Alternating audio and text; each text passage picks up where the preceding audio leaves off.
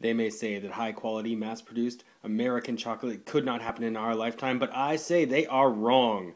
Case in point, Ghirardelli dark chocolate. Welcome everyone to Walking the Candy Aisle. My name is Jeff, and today we are having another look at Ghirardelli with their Squares line. That is right, this time we're looking at the dark chocolate 60% cocoa square.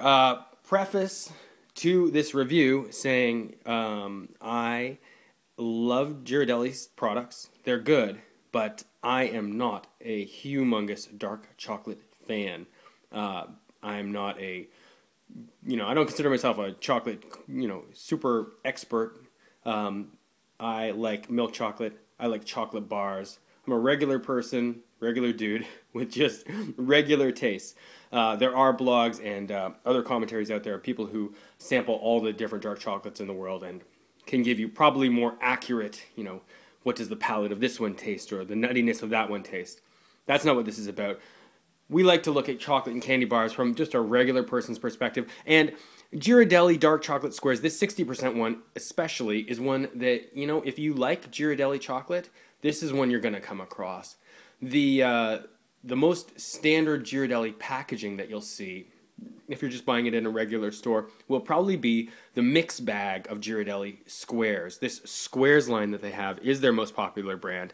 And usually you'll see milk chocolate with caramel, dark chocolate with white mint filling, and then this dark chocolate squares, sort of all mixed together, usually a little bit more with the milk chocolate caramel of the three. But this is the third one, the third of the three biggest of their squares line. So I thought we should do a review of it, just so you could get a chance to check it out if you have not had it. Now, Ghirardelli is an American company, more or less. It was started by an Italian chocolatier who found his way up into Northern California and based himself out of Stockton, and started producing chocolate in San Francisco area. And he did quite well for himself.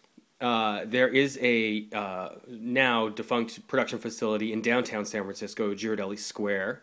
They have an annual chocolate festival there. It's very nice. I lived in San Francisco for a number of years, so I do have a certain affinity for that company and them in particular.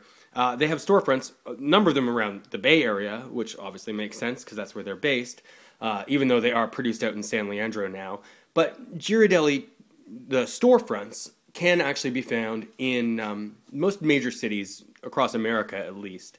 I'm not sure how widespread they are outside of that, because, interestingly, Ghirardelli is currently owned by Lindt and Spriguli. That is right. The Italian chocolatier behind Lindor's, Lindt, is really using Ghirardelli now as their American arm.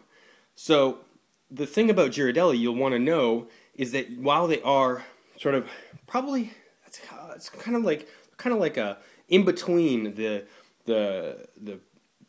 professional huge commercial chocolatiers and the smaller artisan chocolatiers. They're not quite boutique, but they operate like boutique, and I think that probably comes from this European sensibility of making chocolate. So they claim that they reject something like 40% of the cocoa beans that they get. They do in-house grinding of roasting and grinding of their own cocoa, and select only the finest quote-unquote beans. But because of that, you're probably going to find in general Ghirardelli chocolates are a little bit higher quality than your standard Hershey chocolates, even though they are mass-produced American chocolates. So let's have a look at this dark chocolate. They have a 60%, this is the standard one. They also have a 72, maybe a 76% and an 80% square.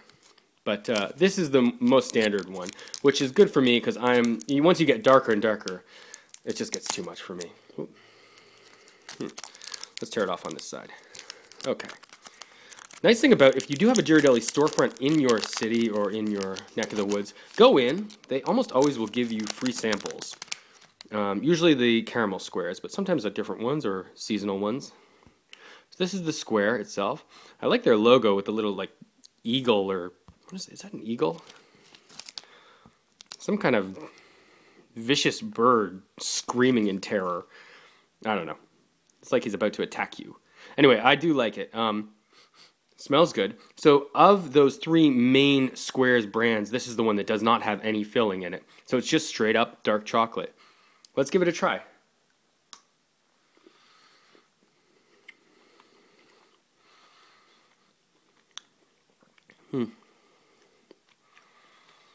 No, not much to see there, It's just a cross-section of solid chocolate. But, I think my gripe with dark chocolate, not really a gripe, but the reason I prefer milk chocolate is the bitterness, And this has a bit of that, but it is good quality. I mean, it's pretty solid.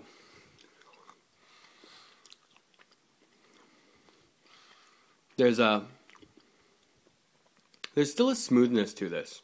I mean, it's not as smooth as, as you'd find with the Ghirardelli milk chocolate, but you can taste that.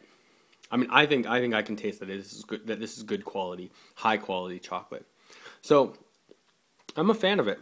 I'm not going to ever be the kind of person that's going to run out and buy dark chocolate on its own.